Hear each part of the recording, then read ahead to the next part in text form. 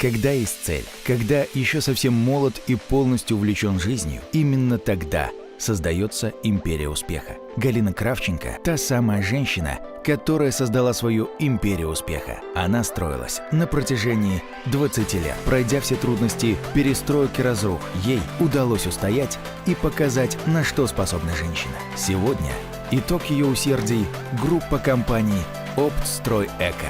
Это транспортная логистика, строительство и оптовые продажи строительных материалов, изготовление административных и жилых домов – все это – успех одной женщины и легиона верящих в нее людей. Сильная, опытная, властная и в то же время мягкая, ранимая и женственная. Она смогла заставить поверить в себя. За весь пройденный путь я могу сделать вывод.